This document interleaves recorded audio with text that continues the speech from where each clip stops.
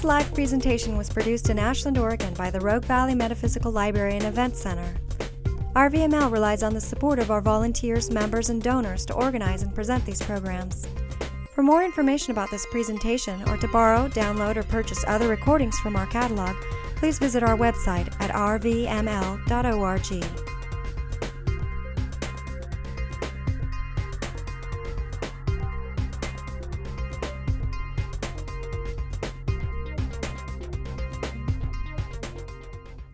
I also studied with Michael Moore. I don't know if you've heard of him.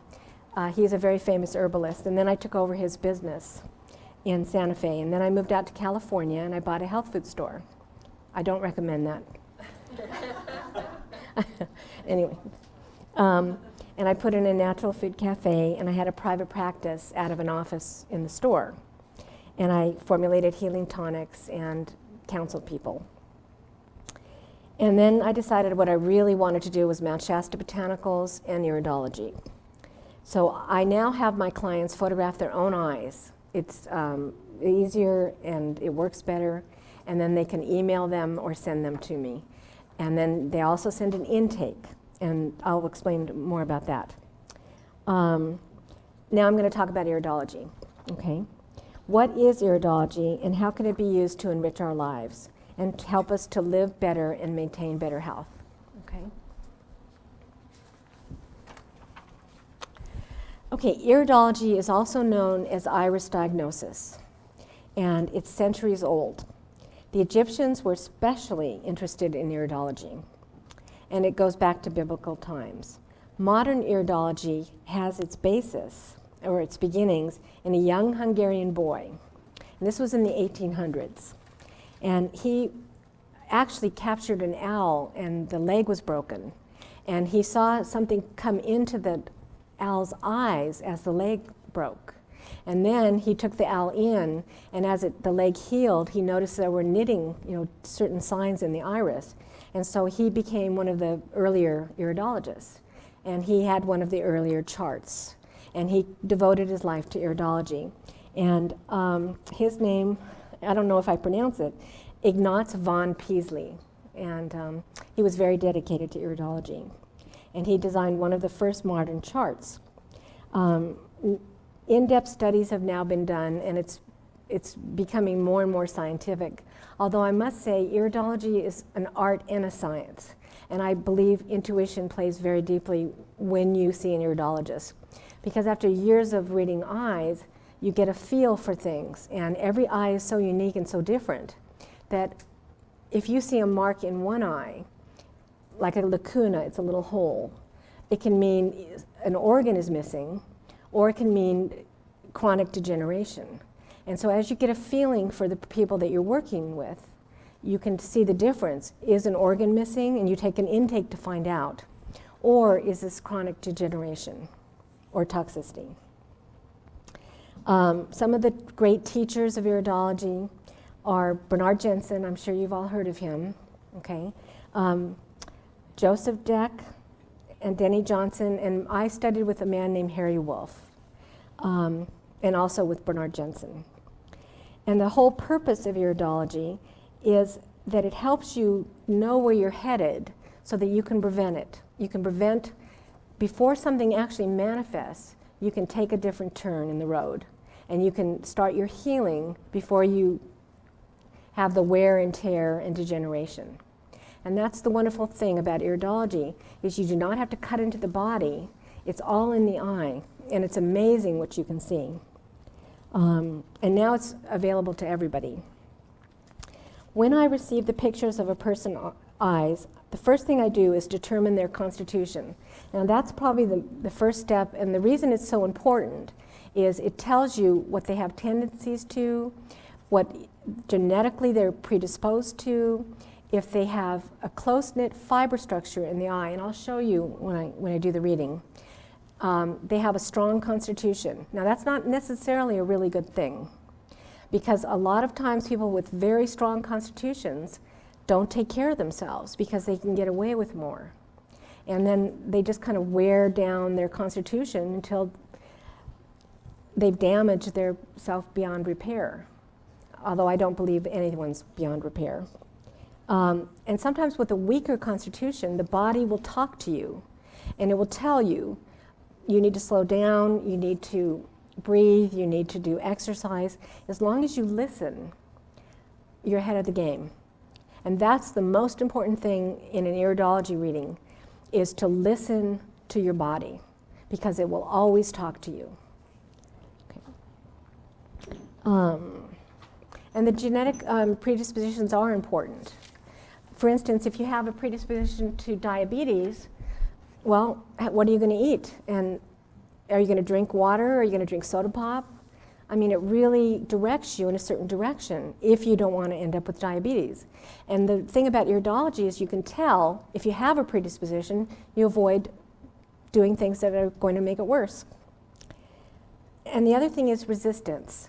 When you look at the fiber construction in the eye, what you're looking at is the recuperative ability and the person's resistance.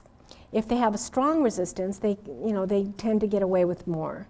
If they have a weaker resistance, they have to take better care of themselves. And the predispositions and the constitution is determined by the color of the eye. So there's 3 colors, there's 3 basic colors. The pure blue eye, which is called the lymphatic eye, and the predisposition is towards lymphatic imbalances.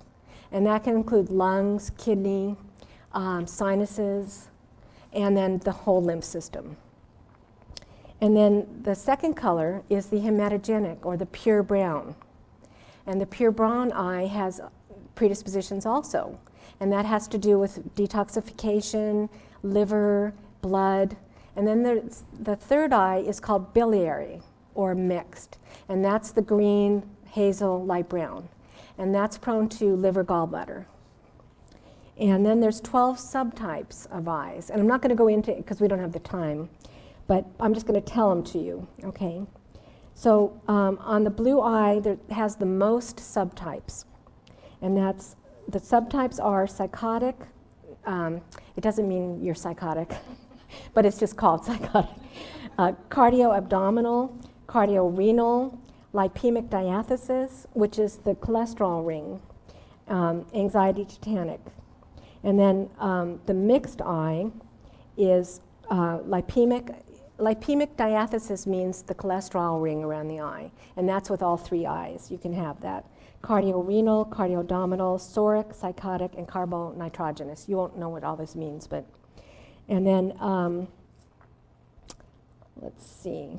Each individual eye has a distinct pattern, and once you know the constitution and you know the subtype, and usually you have a constitutional type, like you can have a neurogenic eye, which is the nervous system, okay? And you can have a blue eye or a brown eye or a mixed eye.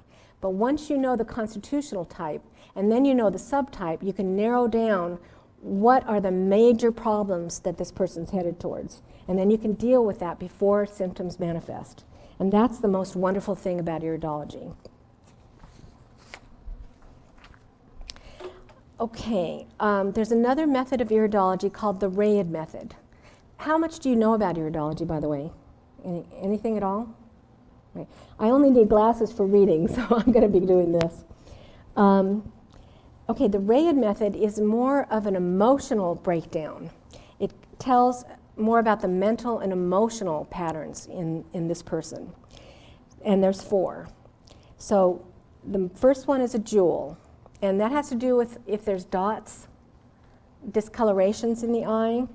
And the jewel is thinking, intellectual person, slow to change, perceptive, inquisitive, and self-controlled. Then there's the flower, and it has to do with like lacunas or lakes, and I'll show you what they look like. And the flower is social and spontaneous and joyous, showy and demonstrative, and change is the hallmark of the flower type. They're romantic and music-loving, but they can burn themselves out and become exhausted and depressed. The next one is the stream, like a stream flowing, and you'll see a stream will look like the fibers are streaming out. And the stream is the sensitive and intuitive. They're in a state of continual motion. They're very attractive people. They are the walking radars of life. and they require strong boundaries, very important for streams. The next one is a shaker, and that's a combination eye. It's a jewel and flower combination, which is very interesting because the jewel doesn't like change and the flower has change all the time. And they are extremist, unique living paradoxes. They're zealots of new concepts and ideas. Devotion and loyalty are their trademark. They seldom walk the normal path and are usually pioneers. And then the next thing I do is I look at the sclera, the white part of the eye, and you can see a lot of things. There's special signs in the sclera that tell certain predispositions. And the coloring, if there's a lot of yellow in the sclera, that person has a problem with fat metabolism. And if there's a lot of red, that would be venous congestion. And then the shape and the size of the pupil tell a lot too. A small pupil that's very tight would be someone that had self-worth issues.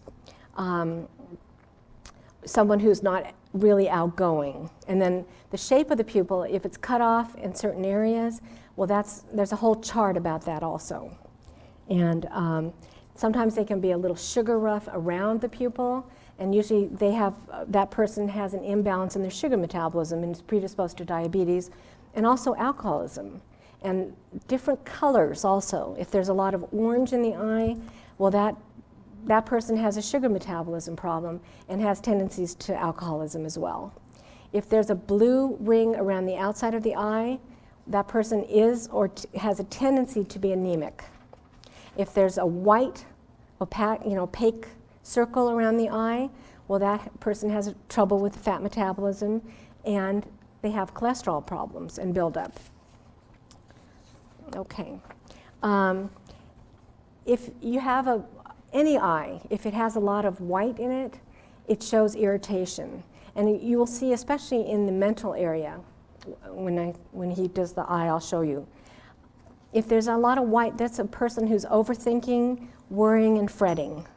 And they will cause themselves health problems through the worrying and the fretting and the constantly talking to themselves. A lot of white around the pupil, I understand. It's in the whole iris, okay.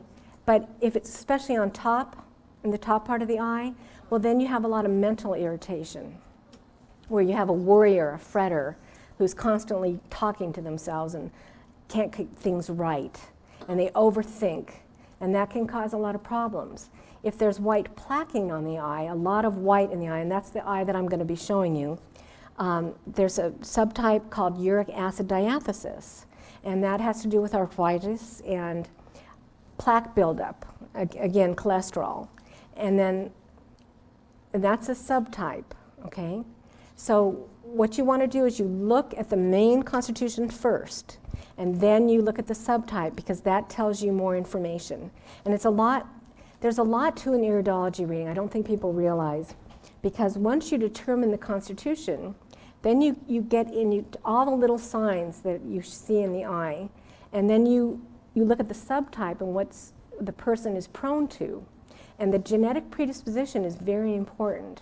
And that's where you put it together with the intake, so that you know what's happening, you know the path they're going down, so that you can prevent catastrophe. And that's really important. And then intuition plays a large part too.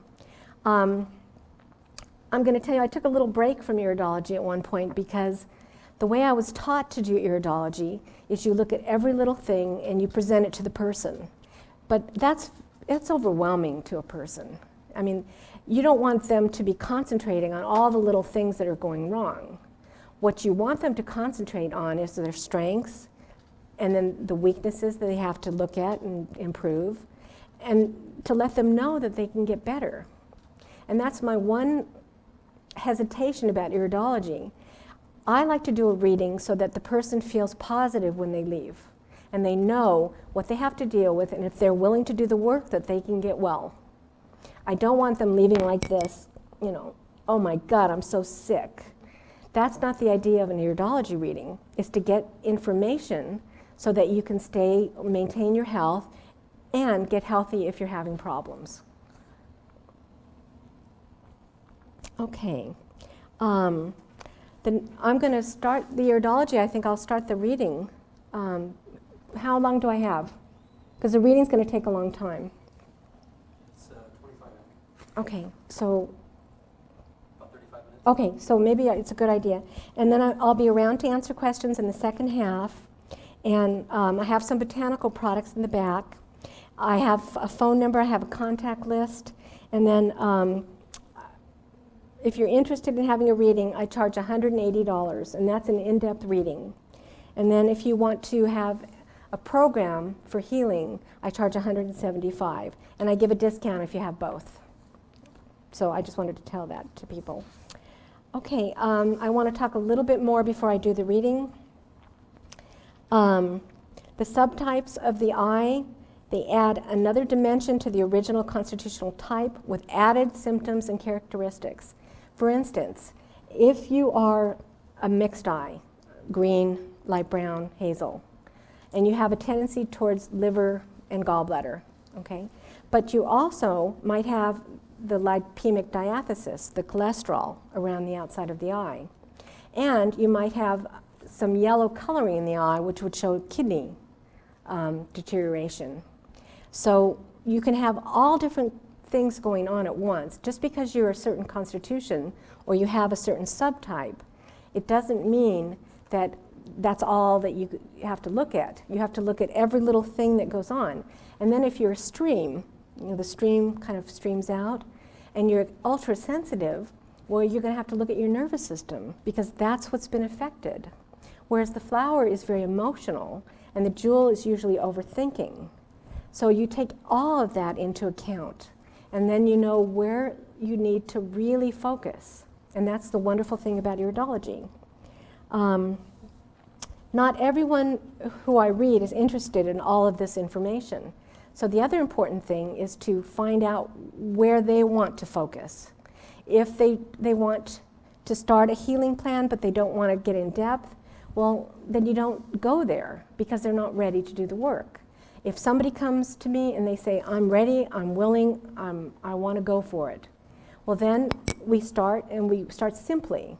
And we look at the major things that are going on, and we start with those. And then it's like walking upstairs, going up levels. You heal gradually. You don't want to do it all at once. You don't want to get sick. The other thing I've noticed that is very important is on the outside of the eye, and I'll show you, it's a boundary, okay? And sometimes that boundary is fuzzy.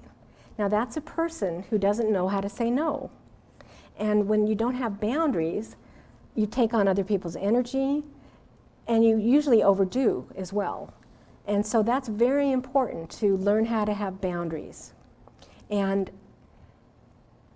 when I do a reading and I see a person that does not have boundaries, sometimes that's the place to start, because if they can't say no and they don't know how to take care of themselves, they're not going to get well.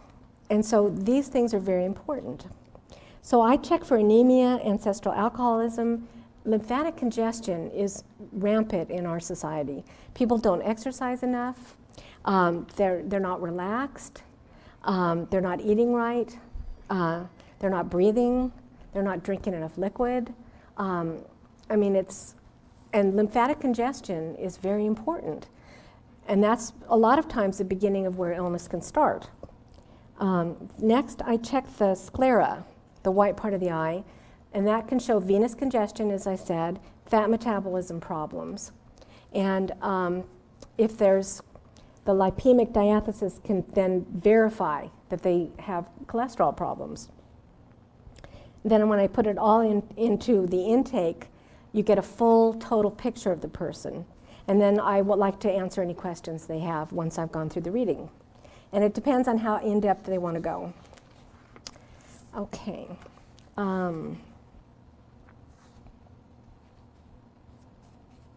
So the main thing that I like to reiterate is life is a matter of choices.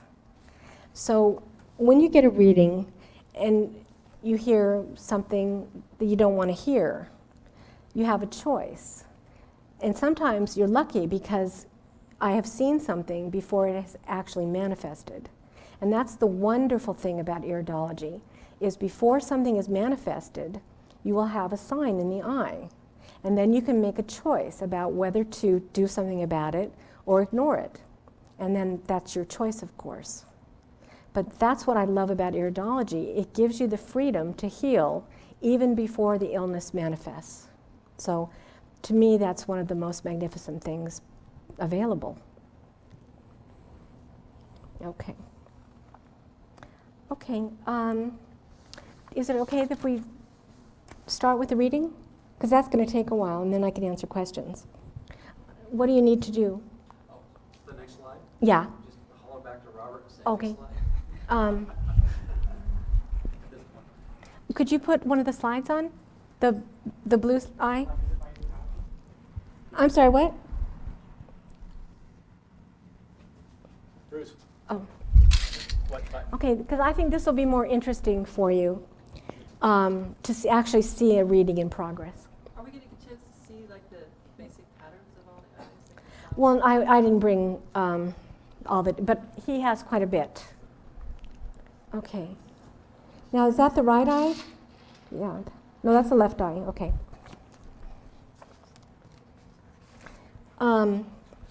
What I've done is, because we don't have a laser, I'm just going to kind of point 3 o'clock, 12 o'clock. Okay. So this eye is actually the blue eye. It's actually a blue eye, and it's okay. It's a lymphatic eye. That's the constitutional type. Now, the subtype is what's called the hydrogenoid, How do we know it's lymphatic? because it's a blue eye. Just because it's blue. Yeah, all blue eyes are lymphatics. But then there's always a subtype too. Okay. Now, you see these white dots that go around the eye? Okay, that makes it what's called a hydrogenoid eye. And a hydrogenoid is a blue iris. Those are called tophi, white tophi, going around, okay? And it's also called a lymphatic rosary, okay? So this is a lymphatic rosary. So this person definitely has to do something about their lymph system, okay? That's a major weakness in this eye, in this person. And so that the dynamics are deficient lymphatic, mucosal and kidney drainage, lymphatic congestion, immune overreactivity. So this is a person that would have allergic reactions to things because they're autoimmune. Their immune system is overreacting to everything. And it could be dust, it could be animals, it could be pets, plants, it could be anything. Is that strictly through the lymphatic rosary that you know that? Or Well, other things? Well, because this is a hydrogenoid, because of these, there's called tophi, I know that. He is a definite hydrogenoid eye.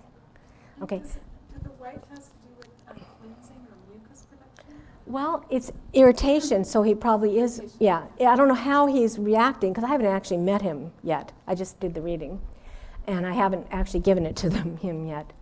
But the other thing you want to look at, you see how white this eye is? It's very white. Okay, it's more white than blue, actually. And so this person has hyperreactivity to everything. And especially in the head area, you see how this is right here? I talked about overthinking, worrying, and fretting. There's so much white in that hair area, he probably doesn't have time to relax because he's worried about everything. And he's fretting and he's overthinking every little thing. Okay, and then, let's go in order. I get so excited I want to jump ahead. So there's lots of expectoration, bronchial irritation, and mucus congestion with this type of eye, with the hydrogenoid. So he probably has malaise, swollen lymph glands, running or stuffed nose, coughing up phlegm, wheezing, skin rashes, and rheumatic pains. That all goes with the hydrogenoid, and that's every hydrogenoid. Also, he probably has general toxemia, allergies, hypersensitivities, food allergies, allergic rhinitis, sinusitis, allergic asthma, eczema, catarrh, and weather-related rheumatism and myalgia. So that's what he's prone to, and that's a good starting point. Now, in Chinese medicine, because I've studied Chinese medicine and I believe strongly in it, this is a damp, cold phlegm injury. And what that means is he really wants to be careful about going in and out of the cold, not staying warm enough, getting a lot of dampness in his environment. So the treatment principle with this particular eye would be promote cleansing and elimination, okay? Especially with all the irritation. Having that much irritation would be a horrible way to live. He wants to restore and cleanse the kidneys, the synovial membranes, and the lymphatic congestion. So I would recommend skin brushing, tapping, anything, exercise, massage, getting his lymphatic moving. Stabilize and regulate the immune functioning, because he's reacting to everything in his environment right now. And it's going to, if it continues, eventually he's not going to have health at all. Relieve the allergies. I'm sure he has eczema, and he has a lot of mucus and rheumatism. Now, the other thing he has is the uric acid diathesis. You blends of different eyes. The white plaquing, he has so much white in this eye. It's called white plaquing, okay? And the uric acid eye, okay, is prone to kidney deficiency. There's a substance that is uric acid. The kidneys usually excrete it, but you can reabsorb it, and it goes into the joints, and it causes rheumatism. And it also causes liver and kidney insufficiencies and toxicity, and the lymphatic gets congested. So he's got every sign. He's a lymphatic eye. He has the hydrogenoid tophi, and then he has a lot of white plaquing. So he is a true uric acid hydrogenoid, which means his joints are probably very painful. His kidneys aren't functioning properly. He needs a lot of healing. Could you show again what the uric acid diathesis Okay. is and how that's different from the Hydrogenoid? rosary of Okay. lymphatic rosary? Okay, see these dots? That's lymphatic rosary? Yes, and that's the hydrogenoid. Now, you see all the white plaquing, where there's areas that are very white, especially in the head area. Okay. Okay, and then the other thing you see, he's not eliminating through the skin. You see how this is kind of colored? It's not, see how it's a little darker? Yeah. Okay, well that's your skin. That should, if that was a light blue that kind of came out, that would be the lack of boundaries that I was talking about, like it's fanning. Now, you see this kind of purple? Yeah. Okay, he has a history of ancestral alcoholism. Somebody in his family drank, and that could be part of the problem why he's so toxic. When you have that purple, and it's pretty much all the way around, and in addition, he has this kind of discoloration, so he doesn't sweat enough. And Sort of yellowish? yeah, it's dirty, yeah. Yeah. And so on top of everything else, with all his predispositions, if he's not sweating and he's not going through the skin, it's just sitting in there, and it's becoming more and more toxic. And so he's in a downhill road, because what's happening is he's getting more toxic, and then he's mentally running his tapes, he does, I'm sure, and then he's getting more toxic, and he's running his tapes, and he's feeling worse, and he's worrying, and he's fretting. And so it's like being one of those little mice on the little treadmill that's going round and round and round, and it doesn't go anywhere. And so he's got to stop the overthinking. He's got to clean out his lymph. He's got to make sure to drink enough water. He's got to do sweats. He's got to do skin brushing. I don't know what his diet's like, okay? His intestine. Yes, I was going to talk about, yeah, okay.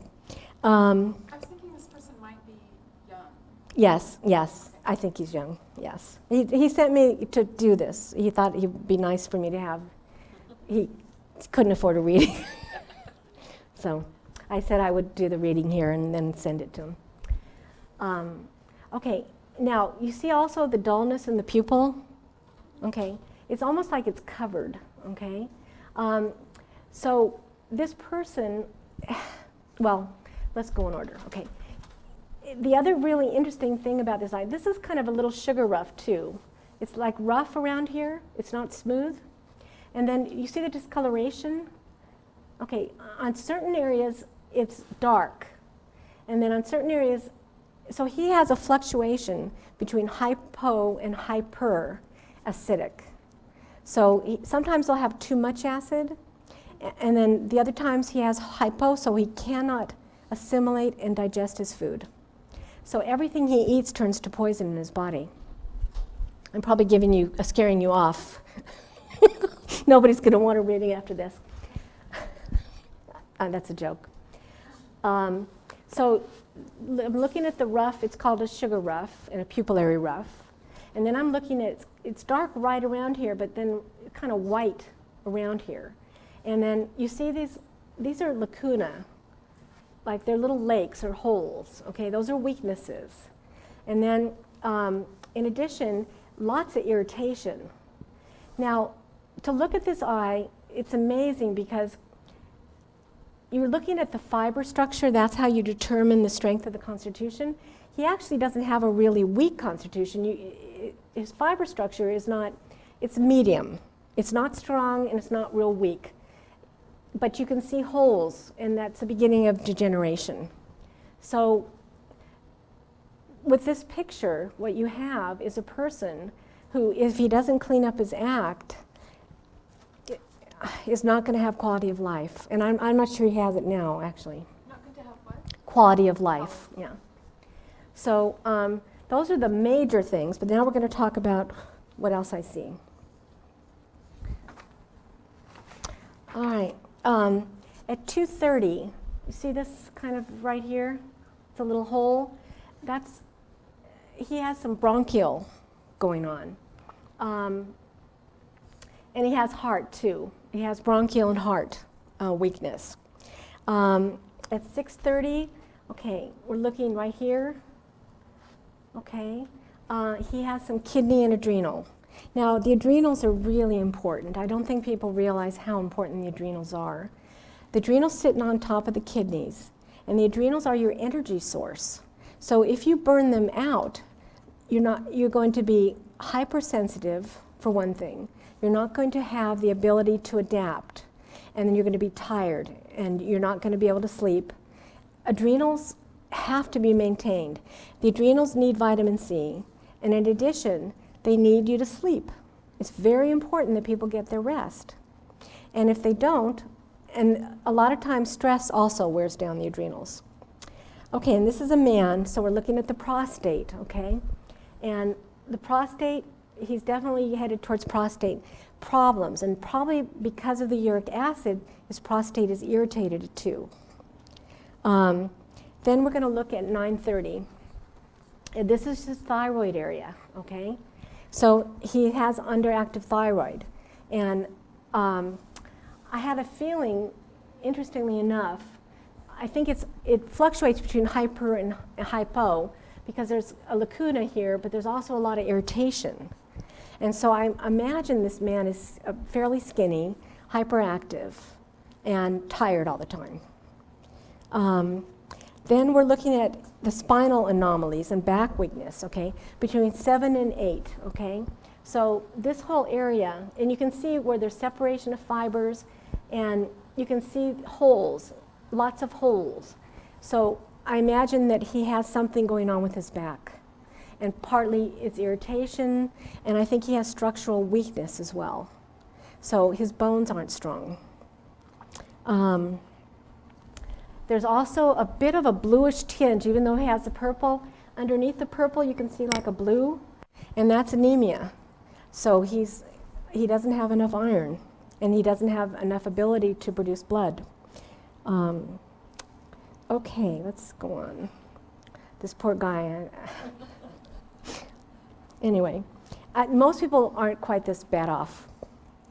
The main thing I would tell him, number one, he's got to learn to breathe. He's got to do something about his hyperactivity and this thinking, because, as I said, he's on a treadmill, and he's going downhill. How do you stop the treadmill? A mental trip. A mental treadmill. Well, I don't know if I want to address that here, but I don't think it's hard. It's a matter of doing it, and there's ways to do it, and there's part of my training is that too, is to learn to direct in focus. Because it depends on how badly you want health and how badly you want the quality of life. And if that's more important than being attached to your beliefs, because it's all attachment, is all it is. That we have to be right, or we have self-approval issues, and so we have to put on a front. I mean, it's a very deep question. So, but you can stop it. You just have to know that, okay? And my opinion is with this man, he has self-worth issues too. Even though the pupil is slightly, I mean, this is a large photo right now, but it's still, there's a tightness to it. And then also the opaqueness. So part of this problem with this person is he doesn't want to deal with the reality of what's going on. And he hides. And that's part of that opaque in the pupil. If he would just step forward and say, look, I'm not feeling well, I need help, there's something wrong, and I'm ready to do it. I'm ready to do whatever needs to be done. That would be a big step for him.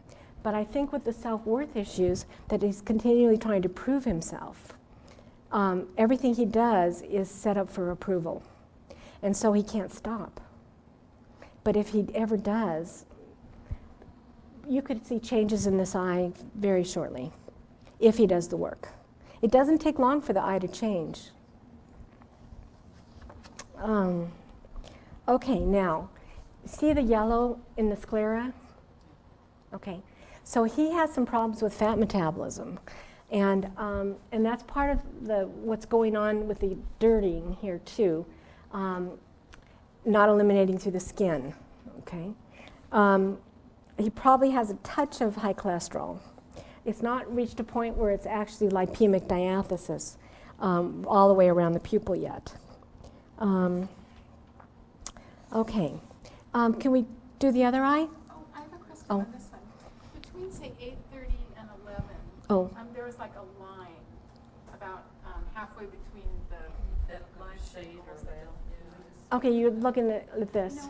No, the back, in the past, the previous. Oh, this is the right eye.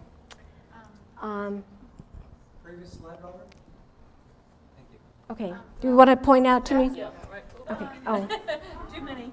So it's, it's like where my shadow goes. Oh, that's Is that the a photograph. nerve? Is that a nerve reading? No, that's not a nerve wreath. Okay. This is a reflection. Okay. Yeah.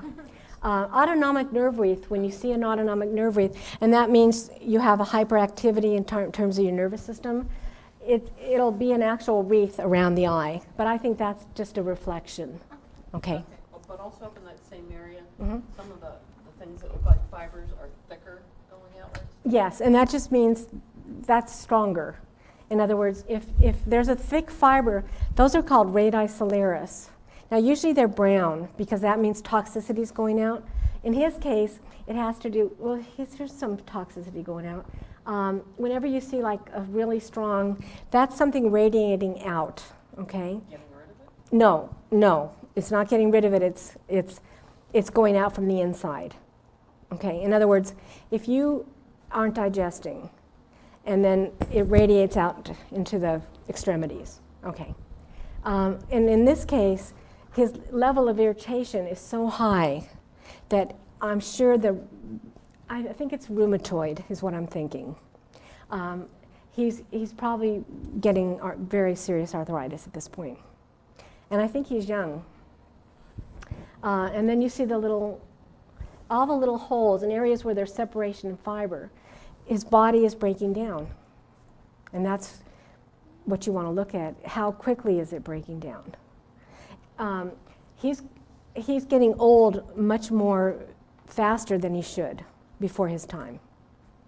And at this point, I would say he's not digesting, or he's having overacidic condition as well. And he's not assimilating, so he can't get the nutrients that he needs to be healthy. And on top of that, he's worried constantly and fretting, and then he's hardening. I mean, he's in trouble. Oh, sorry. Do we have time to start the other eye?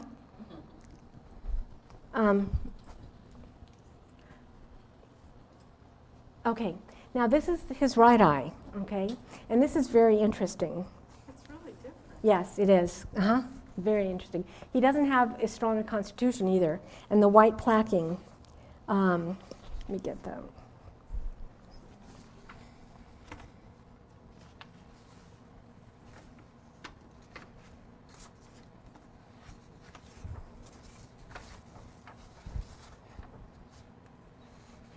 I have to find the right eye.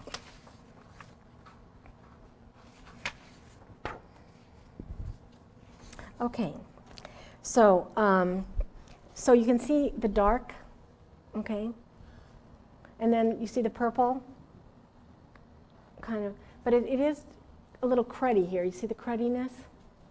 Okay, so he's not eliminating through the skin. And then the purple, somebody drank in his family very strongly, and he unfortunately inherited the sugar metabolism problem. And then How do you know it's not him that's drinking? What's the distinction? well, because the ring is so strong all the way around, that usually means ancestral. And he might be drinking too, he probably is. That's probably how he relaxes. Or he might not drink at all, but he still has the diabetic tendencies now. And the sugar metabolism is around the dark part? Well, okay, there's a sugar rough, but I'm looking at this purple, okay? The purple is the ancestral alcoholism. And see how thick it is?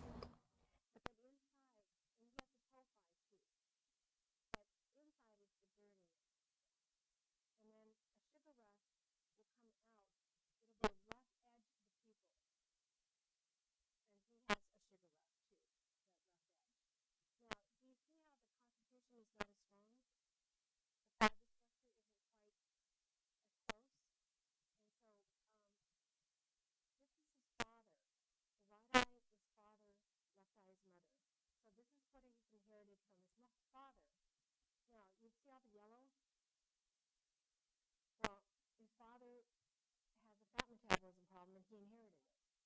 So he's not metabolizing his fats properly either. And then you see all the orange kind of coloring, that's sugar metabolism as well. And then on top of that, he has a bit of yellowing in here too. And that's, his kidneys aren't functioning. So if the kidneys aren't eliminating properly, and he's probably part of why he is a uric acid diathesis, because uric acid can build up when the kidneys don't function. Okay. And look at all the irritation. I mean, look at this head area. Okay, this guy's worrying himself to death. It's just constant fretting and worrying, and then so much irritation. You see all the hyper white, and then he has the plaquing. You know, he's headed for trouble. And then you see all the little dark. Okay, and then you have the little, this is a flower, okay? This tells me that he's got flour in him, okay? But it's also a lacuna, it's a weakness, anywhere there's separation in fibers. Okay, so let's go in order here. Let's see, adrenal and kidney weakness at 5:30. Okay, so you see this little area? Okay, that's the adrenal and kidney area. It's a lacuna, it's a definite weakness, and actually there's the beginning of degeneration. And then 9 to 10, this is your bronchial lung area. And so he probably has some bronchial and lung problems, irritation. He might have asthma. Again, in the head area, see how crowded that is? And it's so white and irritated. That's the fretting and worrying. Back problems are this area right in here, okay? And if you see this, what it looks like, there's definite weakness structurally in the back. And then again, the same thing, hypo. It's kind of dark, but you see a little white in there too. So he's probably fluctuating between not enough hydrochloric acid and too much. So he probably gets stomach aches, and then he doesn't assimilate, and he can't build his body. The fat metabolism in the sclera, and then there's a lot of slight yellowing throughout the eye, and that's the kidney, and that's okay. in the Wreath method, okay, this person is a flower stream, okay? You see how it kind of streams out? And then he has the flowers, and it's in both eyes. So he's a very sensitive person. And his nervous system is probably overreactive, and the flower is very emotional and spontaneous, and he can burn out very easily. And so he's got that on top of being fretting and worrying, and then he's sensitive. He picks up on everything. He's like a walking radar. So what he'd have, there'd be a whole healing program that he would have to go through. Any questions? So what does a jewel look like? Is it No, the jewel is dots, lots of dots, and they're really, they show very strongly. The jewels are mainly the pure brown and the biliary, the mixed. And you'll see like a dark spot, and that's the jewel. And then the shaker is the jewel and flower. You'll see the flowers. And then the stream is the streaming off. See how the fibers seem to stream away? And that's the stream. And that can be any eye also. Did you have a question? Or? Okay. So, I mean, I hope I didn't give you too much information. And so I guess when we come back, we'll do the question and answer. Is there any other anything else on this?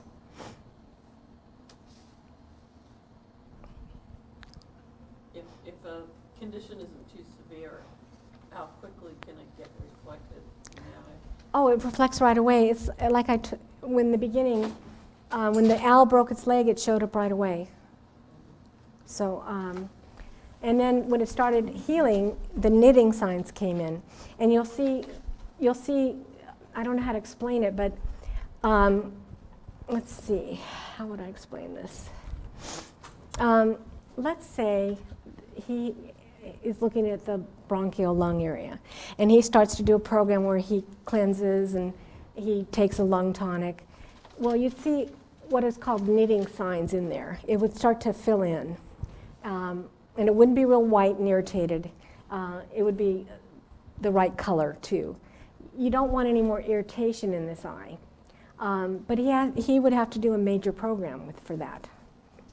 And I mean, this is an extreme eye, very extreme. This is more extreme than I usually see. Oh.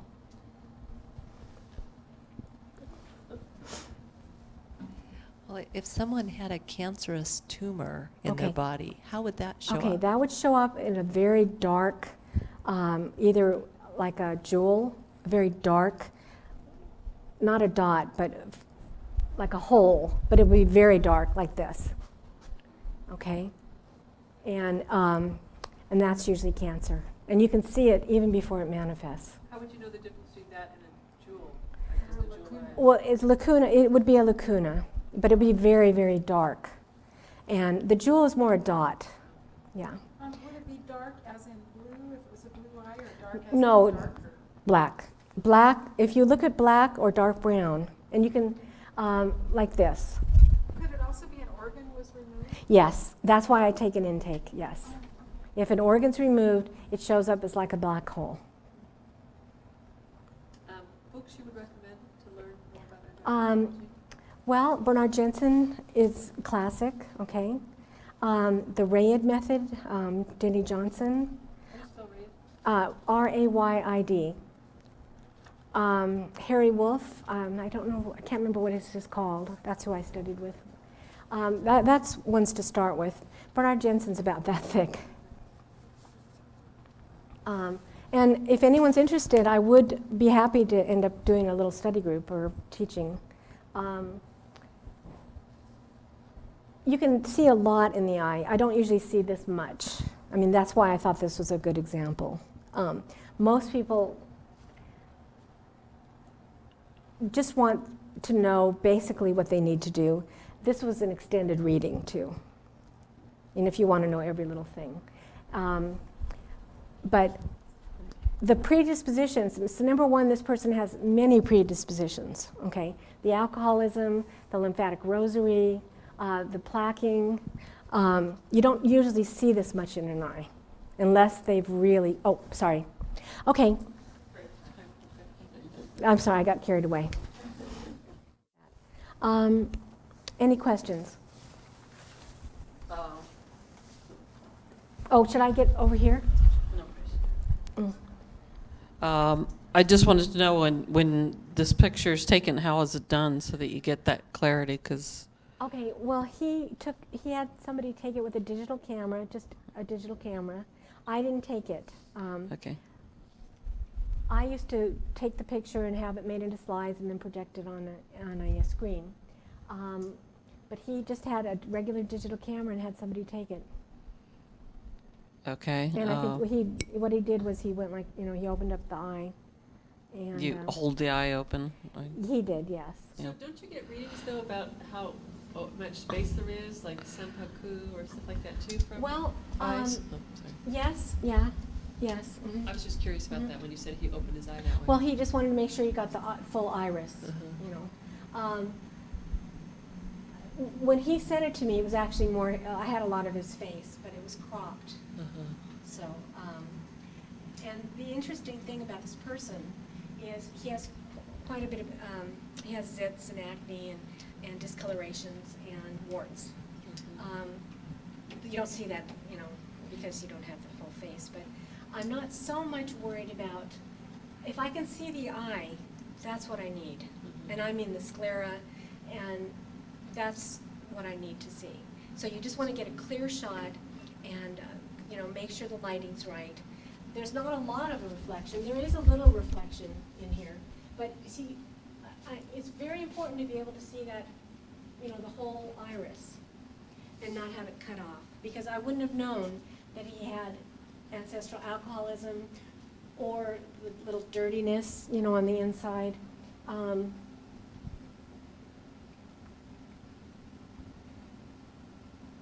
So besides the cholesterol in the whites, what else do you look for in the whites of the eye?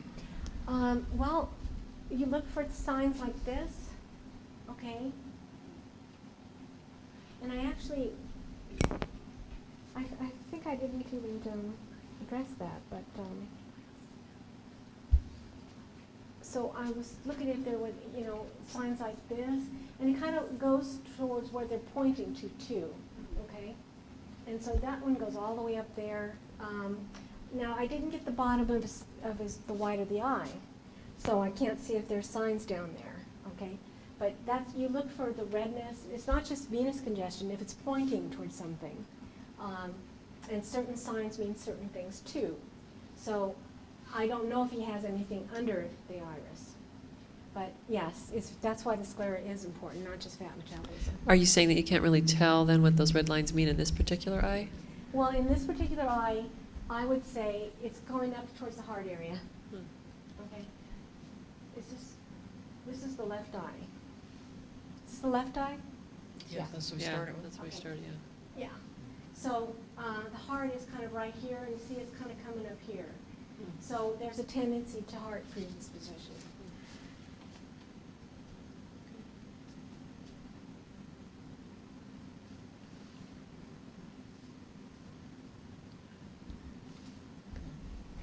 Now, the white around the eye, that looks, aside from the yellow,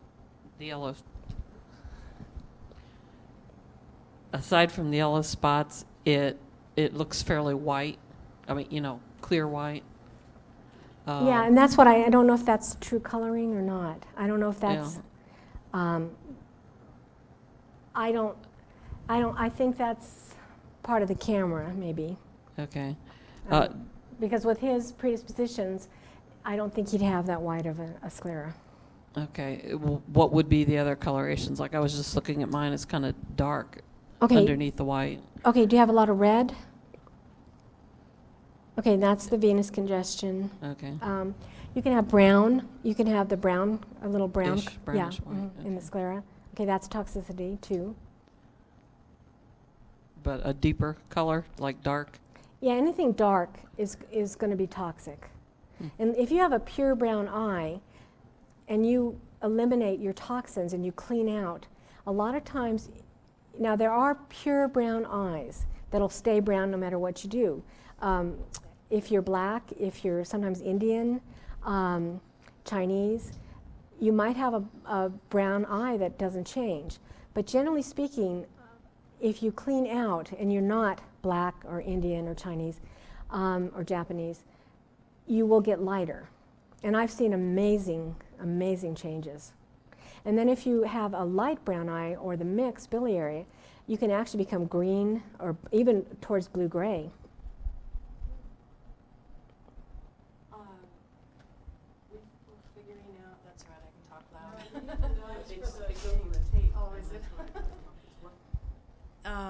Can you hear me on there? Mm-hmm.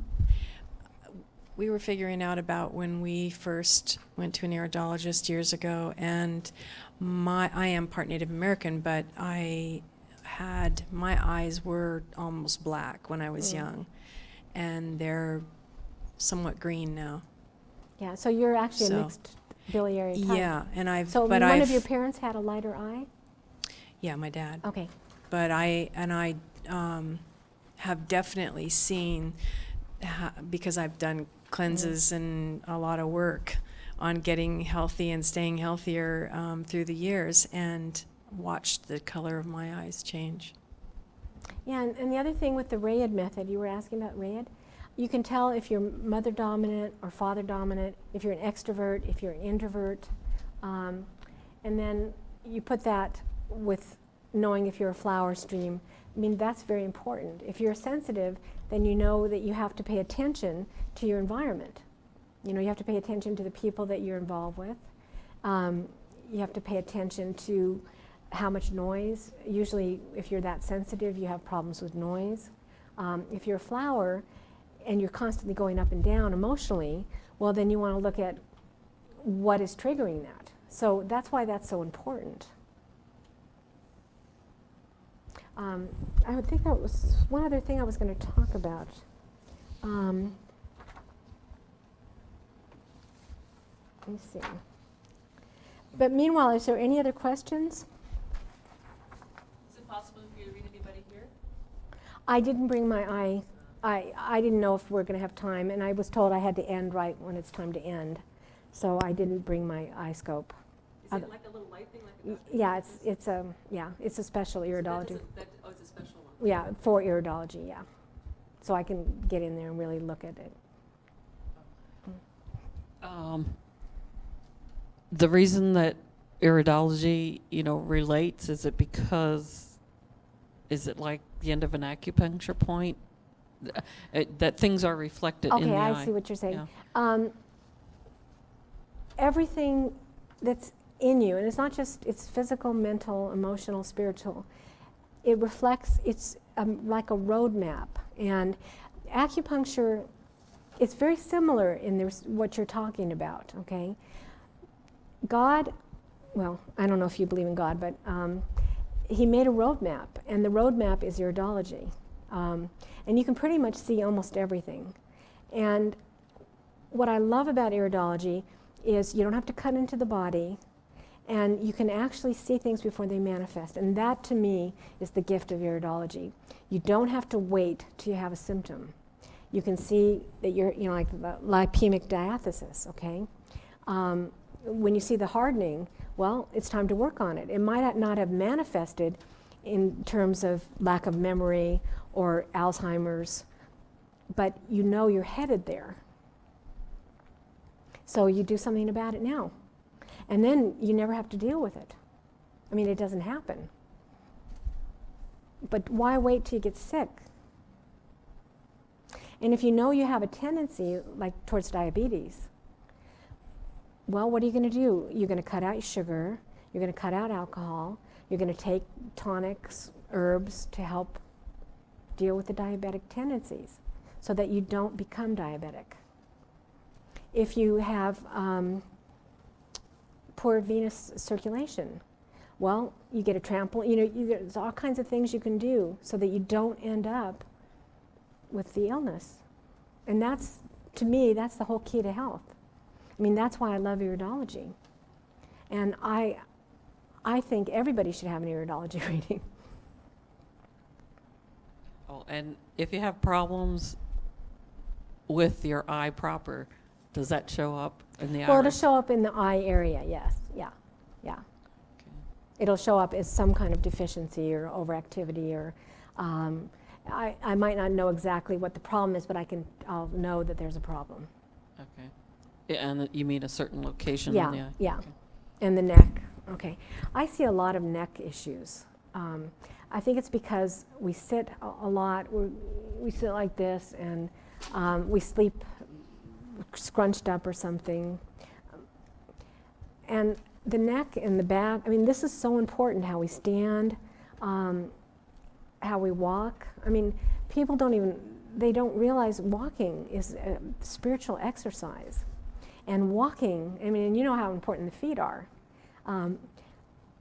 You know, and being conscious of every single thing you do. I mean, how many people take the time when they're, you know, just how they're walking, how they're standing, how they're sitting, how they're eating, you know, shoveling down food, not taking the time to chew the food, drinking. People actually shouldn't drink with meals. And in this country, everyone's using ice cubes. You should never drink ice cold anything. It shuts down digestion. And we live on iced drinks. I mean, I don't mean to be, you know, telling you how to live your life, but That's why we're here. well, you know, you wanted to talk about iridology, and I'm lecturing you on how to live. Mhm.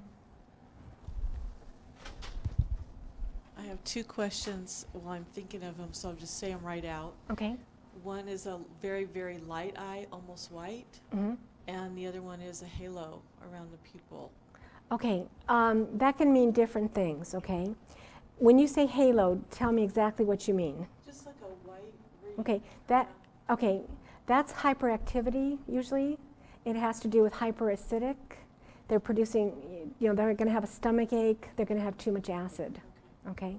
I'd have to see it because it has to do with not just overreactivity, but that's usually what it is. But there's also a certain kind of eye that's an arcus too, and it could be an autonomic nerve wreath, halo kind of thing. The autonomic nerve wreath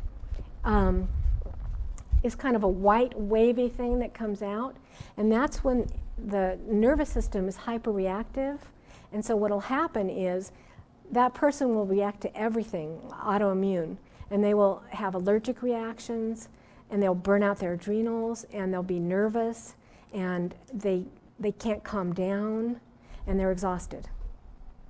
So it just depends on exactly what kind of halo it is.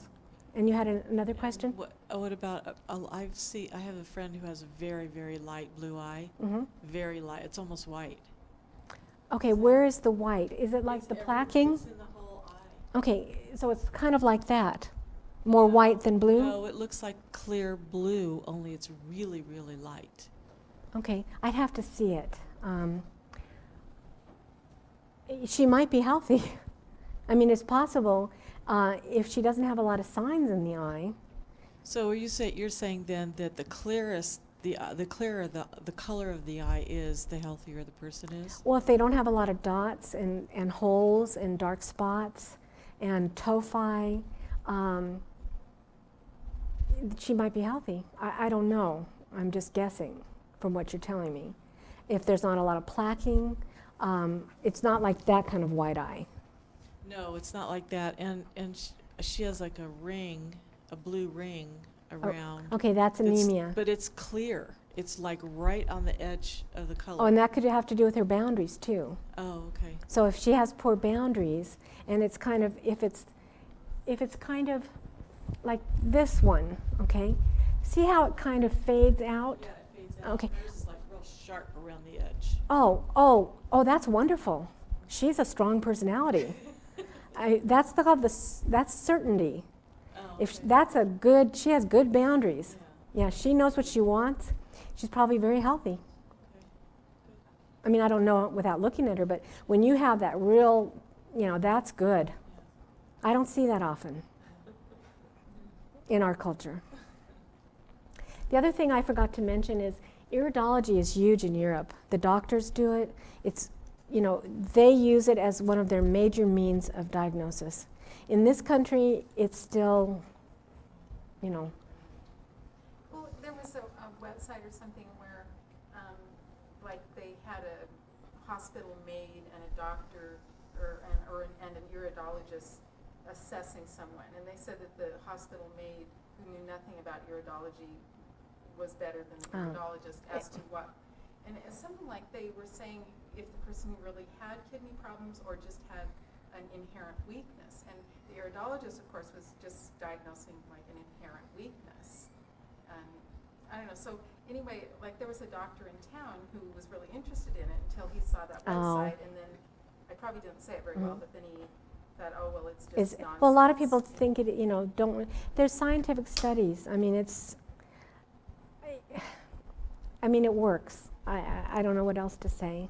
I had a lady, I'll tell you, I had a lady come to me. I did an iridology reading. She'd been to every doctor under the sun. And I think it was mostly that they didn't know what to test. They didn't know iridology well enough to even test the right thing. So I think that's why it... Well, I had a lady come to me. She'd been to every doctor, and they could not find out what was wrong with her. And I did a reading on her, and then I went to bed, and I'm just going to tell you this. I woke up in the morning, and I heard celiac disease. Now, celiac disease has to do with the small intestine, and it's very hard to diagnose. Now, I don't know if it was from the reading that I got that or from somewhere else, but it turns out she did have celiac disease, and they hadn't tested for it. And so when she cut out gluten, she started to heal. And it was very simple. But you have to trust the person you're working with, number one. And that's the thing about iridology, is the information an iridologist will give you, it's from the intake, it's from the eye, and it's from his or her intuition. And intuition's very important. I think I don't want to work with anybody who doesn't have intuition, because different signs can mean different things. And I think you had a question? You started to? I did, it's gone. Oh, okay. Well, see, I could ask about the intestine. Okay. So the stomach area is the closest to the pupil, okay? And then the intestines are right around there. And so if it's... Small first and then the large? Yeah, right here. It's right, the stomach is right close, and then a little outside of that is the intestines. And if it's dark, then it means it's hypo generally, or it's extremely toxic, okay? If it's really white, then it's hyper, and they usually have too much acid, and there's probably stressed, and they create acid out of stress. You see darker brown eyes. You see dark, yeah, that's more normal too, yes. If you have a pure brown eye, then generally the stomach area and the intestinal area is going to be a little darker naturally. But it can also, there's a lot of toxicity in this culture, so, but it's more natural. Do you need the... What about the transverse colon sagging? Like Jensen makes it. Yeah. Okay, what you're looking at is the shape, okay? Now this person, see how the fluctuation goes? Okay, I think he has a spastic colon, okay, kind of jagged, okay? And yes, so you want to look at shapes, okay? Very important.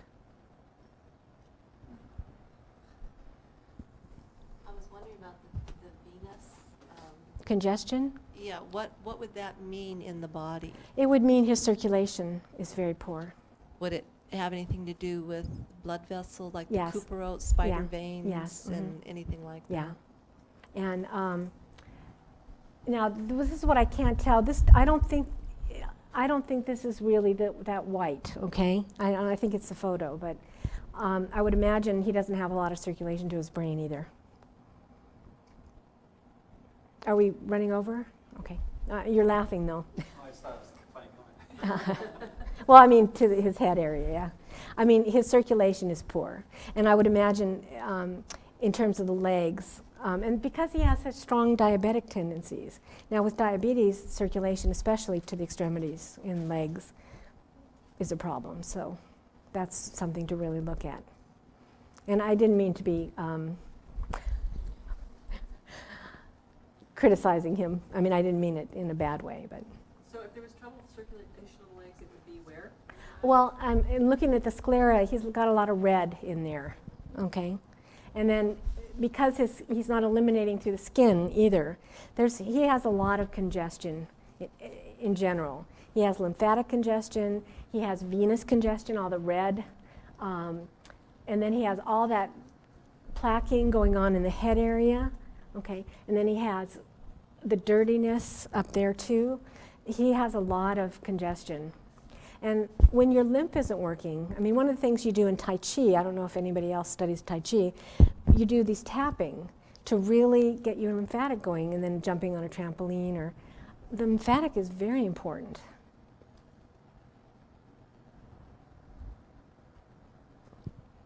Is there a healthy ratio between white of the eye and iris? Do Well- some people's iris fill the eye more? No, actually, I mean, your iris is your iris, okay?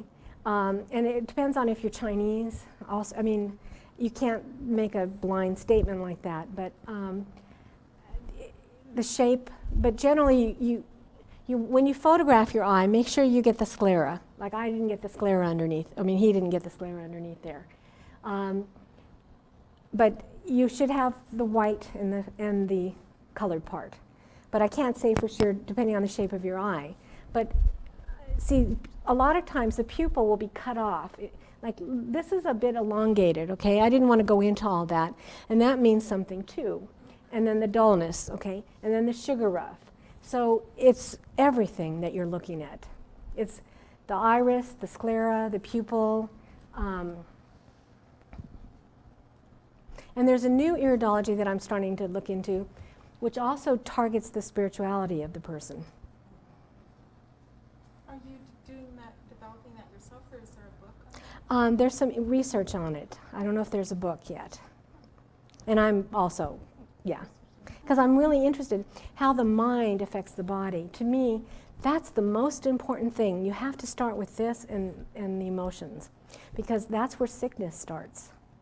And if you can find out where the imbalance is, well, then you have a head start.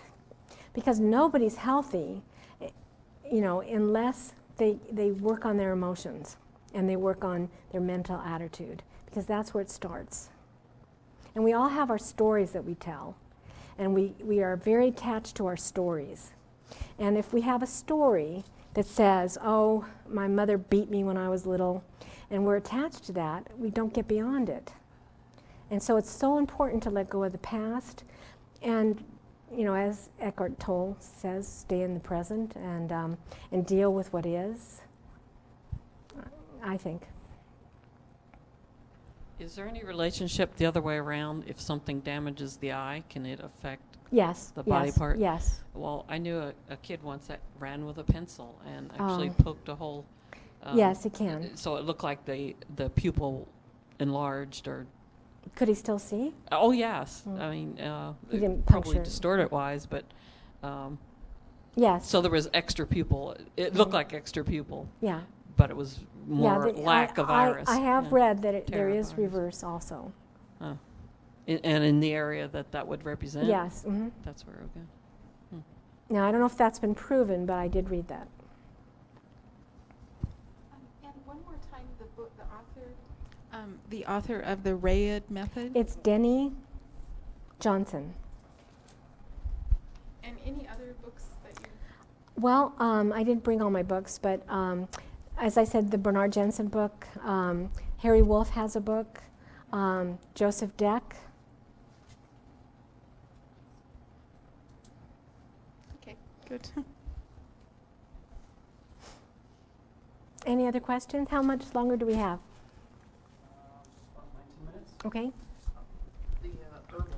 Okay. Is that what they are? Yeah, Herbals? they're herbal tonics. Oh, I'll talk about the Benchhouse Botanicals. I started formulating, gosh, a long time ago. I won't say my age, but and I do blends of Ayurvedic, Chinese, Western, and rainforest herbal traditions, and they work. I've had really good results with them, and that's my other passion. And I'm developing more. I have new tonics. I have a kidney bladder. I have liver. I have a lung enhanced. I have an adrenal tonic for building up the adrenals. I have arthritis, fibromyalgia, pain, brain. I have a women's tonic for young women. I have a change of life for menopause, and boy, does it work. I have a master immune that has all 4 healing traditions and herbs that I haven't seen anywhere else in any other formulas. I have an Easiac formula for cancer, and now I'm getting into what's called the Venus Flytrap or Carnivorum, and the two together have had amazing results with cancer. It's, you know, the Venus Flytrap, yeah, it's actually Venus Flytrap. It's called Carnivorum, and it's very famous for healing cancer. People don't know about it. And so the lab that I work with that does my tonics for me, I had them make a Venus Flytrap, and I'm working with some cancer patients with it. And it's amazing. And then I have a detox, a very gentle detox that helps clear out actually toxic metals. And then a bitters if you have not enough HCl and you need more to digest and assimilate. And then I have a gastritis if you're over acid. Let's see. I have a diabetes and blood sugar. I've had really good results with lowering, if they're already on insulin, it can help lower the insulin need. And if they don't have insulin yet, it can help prevent that. I have an energy tonic. I do not put guarana. I love these commercials on television where they're touting guarana, which is pure caffeine. We don't need caffeine. We need energy from sources that don't stress out the body. So I don't put ephedra and I don't put guarana in any of my tonics. Let's see. I have a parasite cleanse for cleansing out parasites. Brain. I have a mood uplift. I've actually gotten people off of the need for Prozac. And we worked with tryptophan and the mood uplift and other things too. So it's amazing what you can do. And I like blends. I only do blends at this point. Because with a blend, you can focus on so many different areas and target them. And then heal the whole person.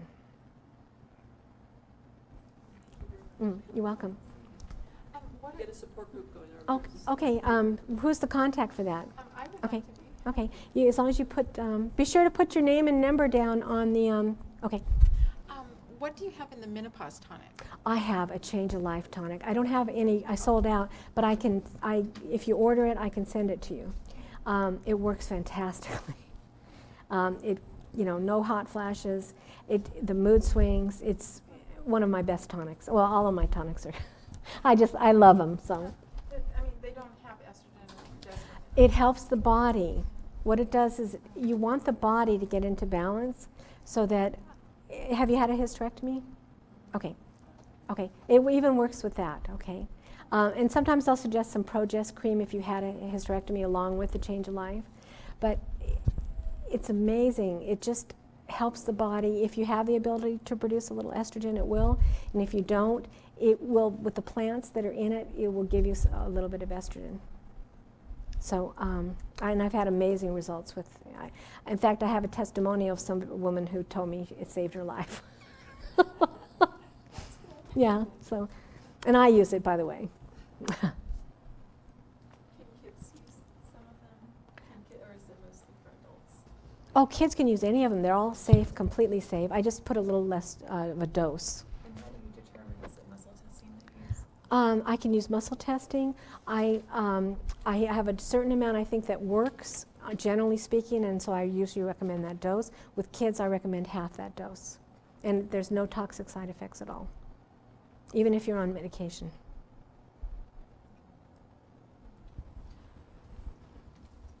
I've been reading a lot about fibromyalgia, and one of the things that I've been finding is there's a hormonal deficiency or imbalance, and the adrenals seem to be a That's big what I was part gonna of say. it. So I would recommend for recommend you that? the adrenal tonic. Okay. It's amazing.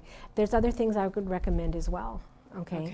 Okay. The adrenals require vitamin C. You want to Right. make sure you get your vitamin C. I would talk to you about your calcium, magnesium, which is what we talked about. I would talk to you about your B vitamins, and I would get you on the adrenal tonic. Yeah, I was kind of going through the ones that you have and thinking of which, what I could start with. And I don't know if I That have would any be- adrenal. I think I sold out. you don't yeah. have the fibromyalgia one either. No, right I can. now. I order them from the lab. When people want them, they ship them directly to them. So, Oh, okay. I was and I wondering. take credit cards. I take checks. I take cash. whatever. So Okay. if you want to order anything, you can order it, and then I can call the lab in the morning and get it sent out directly to you. Would you need to know what other supplements I was taking, or would that make a difference? No, it wouldn't make any difference. It's not going to interact with any of them. Okay. And the 5-HTP, didn't you mention something about that? 5-HTP and tryptophan. I've heard you can't get tryptophan. I've worked a lot with tryptophan, but 5-HTP is very good too. And do you have that in any of yours? No, I don't have that in my tonics. It's all herbs. Okay. So other supplements sometimes are necessary too. Yeah.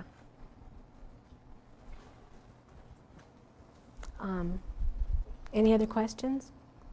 And I put the newer in I have the newer tonics. I'm redoing my brochure at this time. I'm redoing my website. I'm changing the name to Herbal Drop of Joy. It's been Mount Shasta Botanicals, and it's going to be / because I want to keep the label the same. So I'm in the midst of a lot of change right now. So the brochures are what I had, and I've made up some business cards because I haven't started my new business yet with the Herbal Drop of Joy. I'm in the midst of change. And the change. Yeah. So, any other questions? I have a good sense of humor, by the way. Hold on, is tofi plural for tofu? No, it's the little dots. Yeah. Very funny. Yeah, you have a good sense of humor too. Well, a sense of humor is one of the most important things in life, I think. Yeah, if you can laugh at yourself and laugh at things, yeah. And laughter has healed cancer.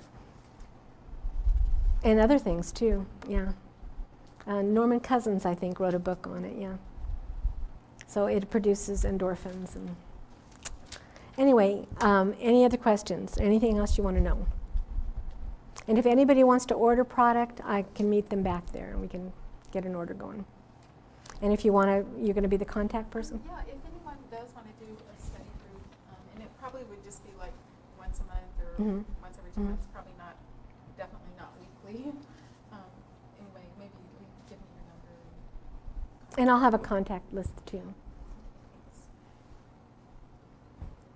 So. Thank you very much. RVML Resource Center is a volunteer-operated federal 501c3 tax-exempt nonprofit organization. RVML is dedicated to providing easy access to a comprehensive collection of information on a variety of metaphysical, spiritual, and personal development subjects. RVML accepts and appreciates all donations. Material and monetary contributions are fully tax-deductible. This recording is not copyrighted, and permission is granted to broadcast, exhibit, or duplicate all or part of this program for non-commercial educational purposes. This live presentation was organized and presented by the Rogue Valley Metaphysical Library and Event Center. For more information, please visit rvml.org.